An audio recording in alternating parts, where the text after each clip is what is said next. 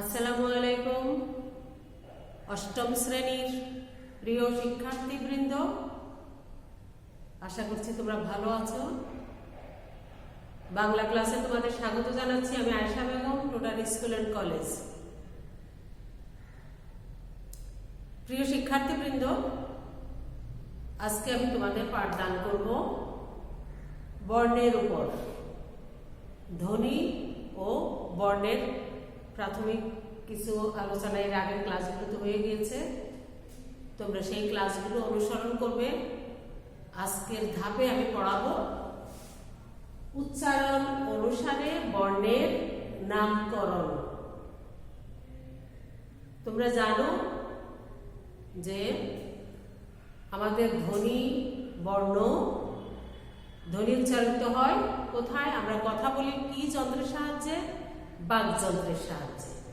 ফুসফুস থেকে শুরু করে কণ্ঠ, জিহ্বামূল, জিহ্বা, তালু, মূর্ধা, দন্ত, ওষ্ঠ মানে ঠোঁট, দন্ত হচ্ছে দাঁত। এই যে বাকযন্ত্রে আমরা বাকযন্ত্রের বিভিন্ন মুভমেন্ট, ফুসফুস থেকে আগত বাতাসকে আমরা বাকযন্ত্রের বিভিন্ন মুভমেন্টের মাধ্যমে আমরা ধ্বনির এত এত বৈচিত্র্য আমরা সৃষ্টি করে থাকি। এক কথায় বাকযন্ত্র দিয়েই আমরা ধ্বনি উচ্চারণ করি। তো আমাদের বর্ণমালায় মোট যে 50টি বর্ণ আছে, স্বরবর্ণ এবং ব্যঞ্জন বর্ণ মিলে আমাদের মোট 50টি বর্ণ আছে। তো প্রতিটি বর্ণই কিন্তু আলাদা আলাদা বৈশিষ্ট্য বাহক, আলাদা আলাদা আলাদা বৈশিষ্ট্য ধারণ করে এবং এদের উচ্চারণ স্থান ভিন্ন, বাকযন্ত্রের মুভমেন্ট ভিন্ন। এই ভিন্নতার কারণে আলাদা আলাদাভাবে উচ্চারিত হয়। এই 50টি বর্ণের আমরা বাকযন্ত্রে এক জায়গায় সব উচ্চারিত হয় না। এক এক জায়গায় এসে বাতাসের ঘষা লাগে এবং একটি বাকযন্ত্রের অংশ আরেকটির সাথে স্পর্শ করে। এভাবে নানান মুভমেন্ট তৈরি হয় এবং নানান রকমের বর্ণ আমরা উচ্চারণ করে থাকি। তো বাকযন্ত্রের কোন জায়গাটিতে কোন ধ্বনিটি উচ্চারিত হয় সেই অনুসারে এই 50টি বর্ণকে আমরা উচ্চারণের স্থান অনুসারে, বাকযন্ত্রের কোন স্থানে উচ্চারিত হয়েছে সেই অনুসারে আমরা কিছু বিভাজন করেছি এবং সেই অনুসারে এদের নামকরণ হয়ে থাকে। কণ্ঠে যদি উচ্চারিত হয় সেটাকে আমরা বলি কণ্ঠধ্বনি।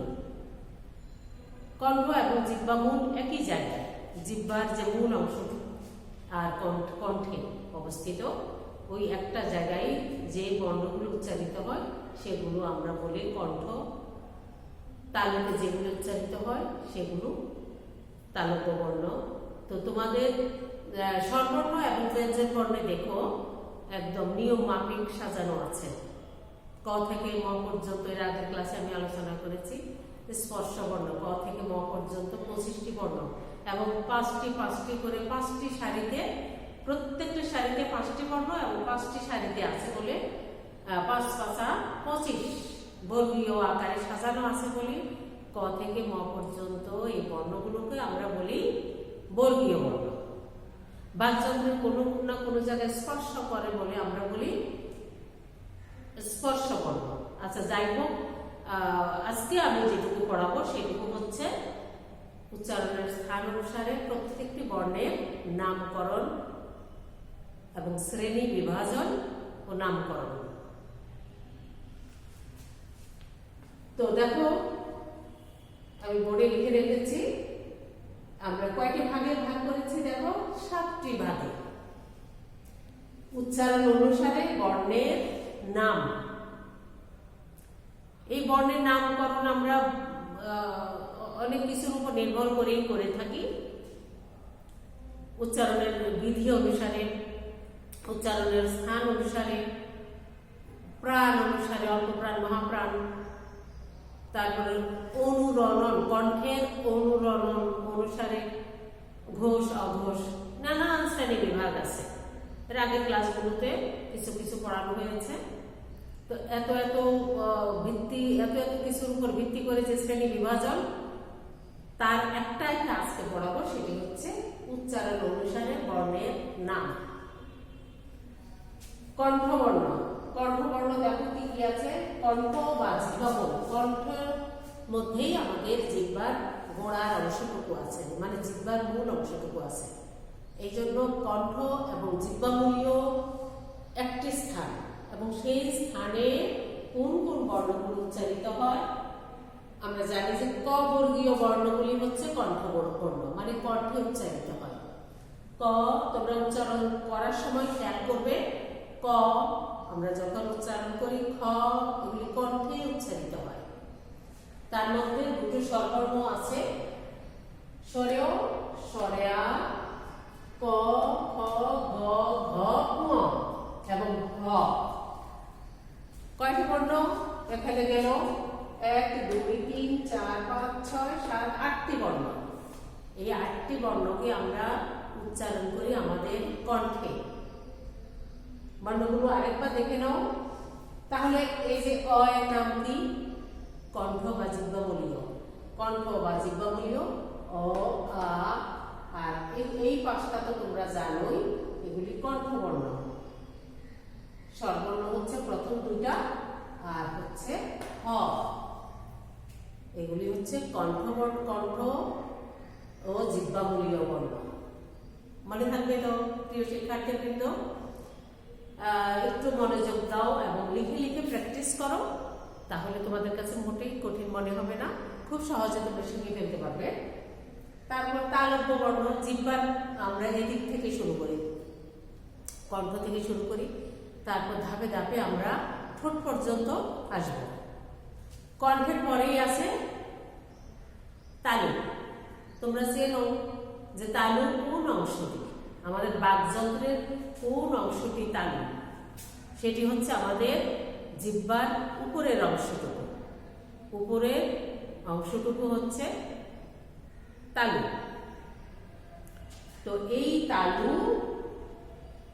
তালুতে যে বর্ণগুলি উচ্চারিত হয় সেগুলির নাম হচ্ছে তালব্য বর্ণ।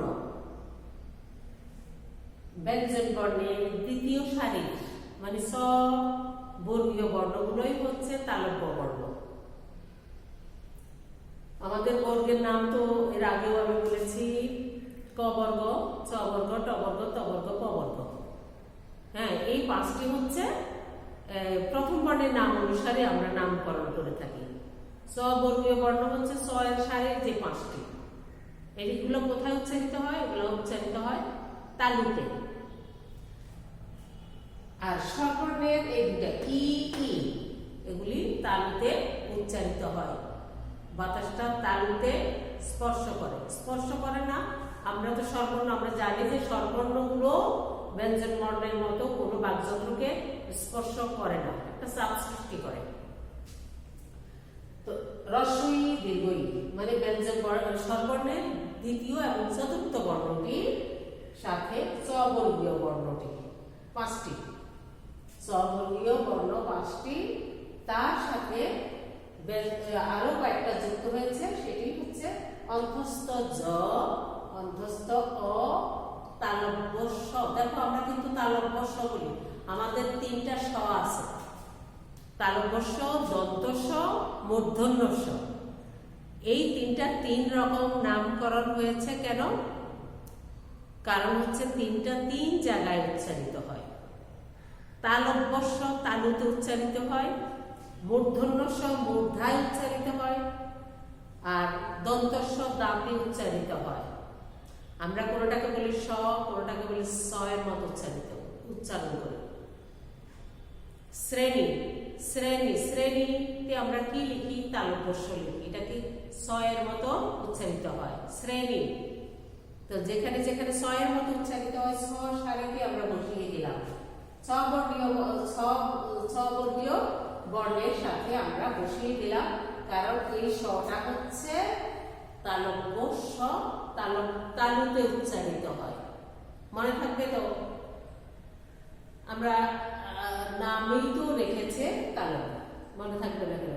তাই না প্রিয় শিক্ষার্থীবৃন্দ? তাইলে দেখো কয়টা হলো, 1 2 3 4 5 6 7 8 9 10টা বর্ণ। তালব্য বর্ণের ভাগে মনে হচ্ছে সবচাইতে বেশি বর্ণ আছে, তাই না? তালব্য বর্ণের ভাগে 10টি বর্ণ আছে, মনে রাখবে। হ্রস্ব ই, দীর্ঘ ই এবং স্ববর্গীয় 5টি বর্ণ, আরো আছে অন্তস্থ জ, অন্তস্থ অ, তালব্য স, এই 10টি বর্ণ। একটু লিখে লিখে প্র্যাকটিস করলে খুব সহজ হবে পড়াটি। তারপরে তালুর কথা আমরা বললাম, কণ্ঠমূল আমরা চিনলাম। আমরা এবার আসি আরেকটু সামনে এগিয়ে আসি, সেটি হচ্ছে মূর্ধা। প্রিয় শিক্ষার্থী, মূর্ধা তো তোমরা চেনো, তোমাদের ক্লাসেও শেখানো হয়েছে। মূর্ধা হচ্ছে বাকযন্ত্রের ওই অংশটি যেটি থাকে দাঁতের পরে এবং তালুর আগে। মোট কথা, দাঁত এবং তালুর মাঝামাঝি উঁচু যে অংশটি আছে সেটি হচ্ছে মূর্ধা। ট বলো, ট যদি উচ্চারণ করতে যাও, দেখো তো জিহ্বাটা উল্টে গিয়ে কোথায় লাগছে? মূর্ধায় লাগছে। তালুতেও না, দাঁতেও না, জিহ্বাটা উল্টে গিয়ে ট, ট জিহ্বার আগাটা লাগছে। যে উঁচু অংশটুকু যেটি নাম মূর্ধা, বাকযন্ত্রের এই অংশটির নাম হচ্ছে মূর্ধা। জিহ্বাটা উল্টে গিয়ে মূর্ধাকে স্পর্শ করে। ট বর্গীয় বর্ণ, ট, ঠ, ড, ঢ, মূর্ধন্য ন, মূর্ধন্য ন। এই নয়ের নামটা মূর্ধন্য। আমাদের তো 2টা ন আছে, তাই না? এই 2টা নয়ের মধ্য থেকে একটা ন উচ্চারিত হয় দাঁতের দন্ত ন, দন্ত ন। 2টা লেখার স্টাইলও ভিন্ন। দন্ত ন মাত্রা, পূর্ণ মাত্রা। আর মূর্ধন্য ন, মূর্ধন্য ন অর্ধমাত্রা। এবং এটা তো এটা শরীরটা একটু চিকন চাকন, একটু লম্বা। আর দন্ত যেটা দাঁত উচ্চারিত হয় সেটা শরীরটা খাটো এবং সেটাতে আমরা পূর্ণ মাত্রা ব্যবহার করি। তাইলে দন্ত ন মানে দাঁতে উচ্চারিত হয়, আর মূর্ধন্য ন হচ্ছে মূর্ধায় উচ্চারিত হয়। যেহেতু এটা মূর্ধন্য বর্ণ, সেহেতু আমরা ট এর সারিতে আমরা নিয়ে আসব, কারণ ট বর্গীয় বর্ণগুলো হচ্ছে মূর্ধায় উচ্চারিত হয় এবং এগুলোর নাম হচ্ছে মূর্ধন্য বর্ণ। মূর্ধন্য বর্ণ সেটা কি? স্বরবর্ণ থেকে আমরা একটা নিয়ে আসলাম রি, স্বরবর্ণ থেকে নিয়ে আসলাম রি। আর ট বর্গীয় 5টি বর্ণ এই পর্যন্ত। তারপরে আরো যুক্ত হয়েছে র, ড শূন্য র, ঢ শূন্য র, মূর্ধন্য স। কারণ মূর্ধায় উচ্চারিত হয় এই স, এই জন্য এটা মূর্ধন্য স। তাহলে মূর্ধন্য বর্ণগুলো আমরা নিয়ে আসলাম রি, স্বরবর্ণ থেকে রি। আর ট বর্গীয় সব কয়টা বর্ণ আরো যুক্ত হয়েছে র, ড শূন্য র, ঢ শূন্য র, মূর্ধন্য স। র আর এই ড শূন্য র এর মধ্যে কিন্তু তোমরা একটু তালগোল পাকিয়ে ফেল। এটা খুব বেশি একটি সমস্যা তৈরি করে। অনেকেই এই র এবং ড শূন্য র এর মধ্যে পার্থক্য করতে পারে না। যেমন আমি একটা উদাহরণ দিই।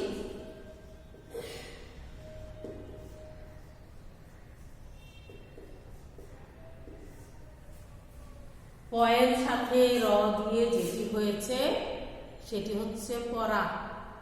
পরা মানে পরিধান করা। তুমি কাপড় পরো, তুমি কাপড় পরো, পরিধান করা। আর পড়া মানে হচ্ছে পাঠ। তুমি পড়াশোনা করো, তুমি পড়াশোনা করো, তুমি পড়ো, পাঠ। কিন্তু আমরা খুব বেশি, একটা হচ্ছে পড়া র,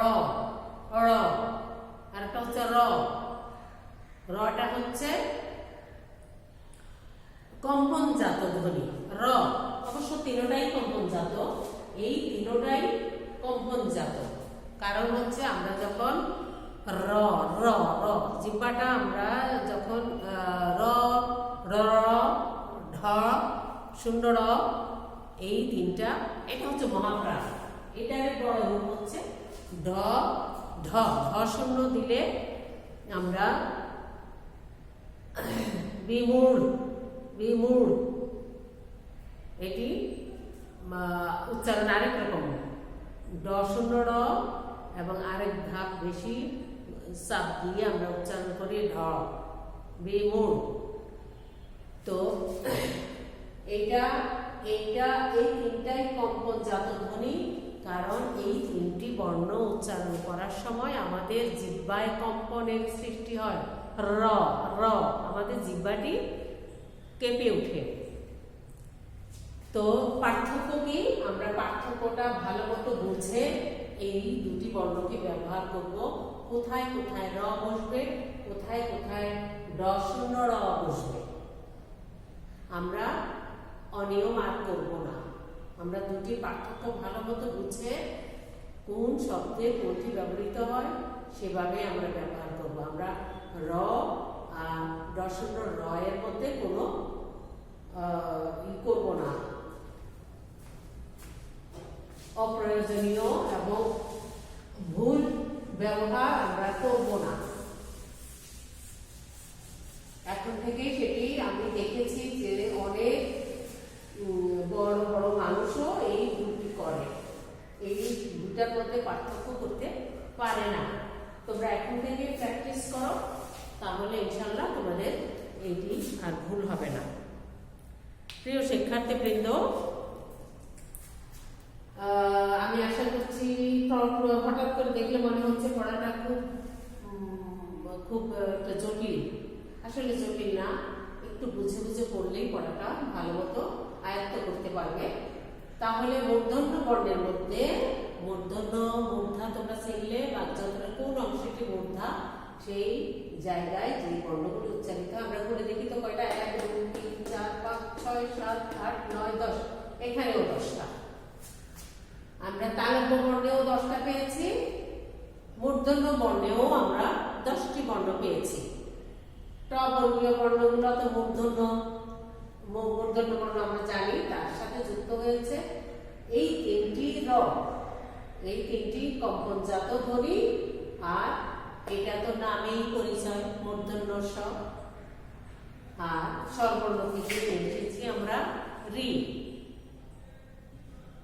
আশা করি তোমাদের পড়াটি খুব কঠিন মনে হচ্ছে না। একটু হিসাব নিকাশ করি, আমরা এই কয়টা বর্ণ তো আমরা জানি, তার সাথে যুক্ত হয়েছে এই কয়টি বর্ণ। হ্যাঁ, একটু খেয়াল করলে আমরা মনে রাখতে পারবো। তারপর দেখো কণ্ঠ তালব্য। কণ্ঠ এবং তালুকে বাতাসের চাপ লেগে যে বর্ণ দুটি উচ্চারিত হয় কণ্ঠ তালব্য, এই দুটি উচ্চারণের সময় কণ্ঠ এবং তালু সক্রিয় থাকে। যদিও আমরা জানি স্বরবর্ণ কোনো বাকযন্ত্রকে স্পর্শ করে না, কিন্তু যে বাতাসটা দিয়ে আমরা উচ্চারণ করি সেটি এইগুলোকে স্পর্শ করে, এগুলোকে একটি চাপ সৃষ্টি করে, বলবো স্পর্শ নয়, চাপ সৃষ্টি করে। তো সেটি হচ্ছে কি কণ্ঠ এবং তালুতে উচ্চারিত হয় এ ওই, কণ্ঠ তালু। এই দুটো উচ্চারণের সময় কণ্ঠ এবং তালুর সক্রিয় থাকে। আবার দেখো কণ্ঠস্থ,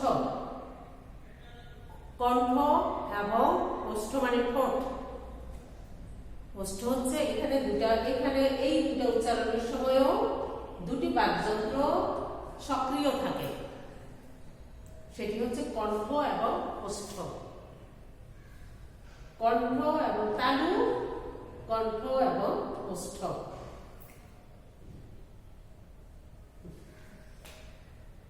তো আমরা 6টি আমরা জানলাম। দন্ত বর্ণ দাঁতে উচ্চারিত হয়। দাঁত মানে দন্ত, আমরা নিজেরাই তো দেখি, তাই না? ত ত উচ্চারণ করো, করো তো দেখি। ত উচ্চারণের সময় জিহ্বাটা দাঁতকে স্পর্শ করে।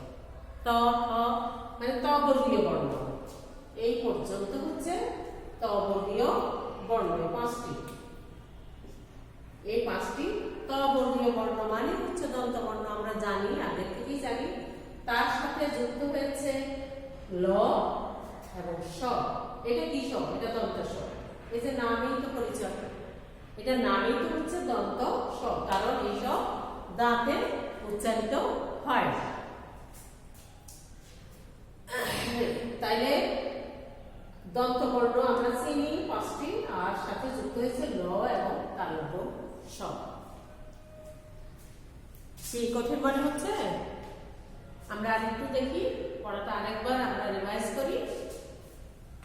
উচ্চারণ অনুসারে আমরা বলেছি যে বিভিন্ন বিষয়ের উপর ভিত্তি করে আমাদের বর্ণের নামকরণ আছে। আমরা আজকে শুধু পড়ব উচ্চারণ অনুসারে বর্ণের নাম। বাকযন্ত্রের কোন জায়গাটিতে উচ্চারিত হয় সেই অনুসারে আমরা 7টি ভাগ পাচ্ছি। কণ্ঠ, জিহ্বামূলীয়, কণ্ঠবর্ণ, তোমরা জানো এই 5টি কণ্ঠবর্ণ ব্যঞ্জনবর্ণের প্রথম সারিটাই হচ্ছে কণ্ঠবর্ণ। তারপরে যুক্ত হয়েছে প্রথম 2টি স্বরবর্ণ এবং হ। তালব্য বর্ণের সাথে আরো স্বরবর্ণ থেকে 2টি বর্ণ আছে, হ্রস্বই, দীর্ঘই এবং অন্তস্থ জ ও স। তারপরে ওষ্ঠবর্ণ, এই যে ওষ্ঠবর্ণ, এই ব্যঞ্জনবর্ণের এই 5টি করে সারি তো আছে, এই যে 5টি করে সারি আছে, তার মধ্যে থেকে স্বরবর্ণের কিছু যুক্ত হয়েছে। আর অন্তস্থ বর্ণগুলো, এই প্রসঙ্গে একটা কথা আমি তোমাদের বলি। এই যে 50টি বর্ণ থেকে 11টি স্বরবর্ণ আর হচ্ছে 39টি ব্যঞ্জন বর্ণ। এই 39টি ব্যঞ্জন বর্ণ উচ্চারণের নিয়ম অনুসারে খুব সুন্দর করে সাজানো আছে। 5টি করে সারি আছে, ক থেকে ম পর্যন্ত স্পর্শবর্ণ। তারপরে আছে হচ্ছে স, হ, এগুলো হচ্ছে উষ্মবর্ণ। এই যে স্পর্শবর্ণ এবং উষ্মবর্ণ বা শেষ ধ্বনি, এই 2টি শ্রেণীর মাঝখানে যে বর্ণগুলো আছে সেগুলোর নাম হচ্ছে অন্তস্থ বর্ণ। অন্তরে অবস্থিত মানে মাঝখানে অবস্থিত অন্তস্থ বর্ণ। অন্তস্থ জ, অ, ব এগুলো হচ্ছে অন্তস্থ বর্ণ। হ এগুলো অন্তস্থ বর্ণ। এগুলি শীর্ষ বর্ণ এবং স্পর্শ বর্ণের মাঝখানে থাকে। তো ওখান থেকে দেখো অন্তস্থ বর্ণ থেকে আসছে এই 2টা,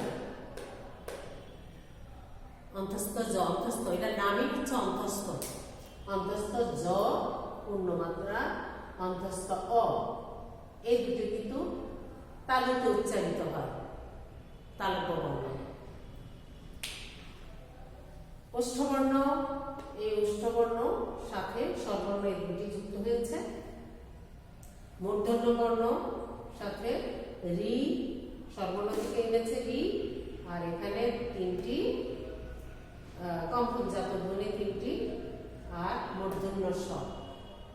আমরা নামগুলো মনে রাখবো, কোন স্বরের কি নাম অনুসারে সেই জায়গাটাতে বসিয়ে দিই। কণ্ঠবর্ণ, স্বরবর্ণ এই কয়টি বাকি ছিল, এই 2টি উচ্চারিত হয় কণ্ঠ, তালব্য। কণ্ঠ এবং তালব্যে এই 2টি উচ্চারিত হয় কণ্ঠ এবং ঠোঁটে। তারপর দন্তবর্ণ দাঁতে উচ্চারিত হয়, তবর্গীয় বর্ণ প্লাস ল এবং দন্ত স। তাই এগুলি আমরা কয়েকবার একটু পড়ি, আমরা অবশ্যই নোট করব এবং কয়েকবার একটু মনোযোগের সাথে আমরা পড়লে ইনশাল্লাহ আমাদের কাছে খুব বেশি কঠিন মনে হবে না, একদম সহজ। আমরা শুধু একটু মনোযোগ দেব আর একটু লিখে চর্চা করব। আর অবশ্যই তোমরা যা কিছু পড়ো শব্দের অর্থ জেনে পড়বে, তাহলে পড়া অনেক বেশি সহজ হয়ে যায়। অর্থটা জানা থাকলে আমাদের কাছে পড়া আর কঠিন মনে হয় না। তো আজকে আমার ক্লাস এই পর্যন্তই। এইটুকু অংশ তোমরা একটু ভালোভাবে প্র্যাকটিস করো। পরবর্তী ক্লাসে আমরা পরের ধাপ পাঠদান করব। তো করোনাকালীন সময়ে তোমরা সমস্ত নিয়ম কানুন মেনে নিরাপদে থাকো। আল্লাহ সহায় হন। আল্লাহ হাফেজ।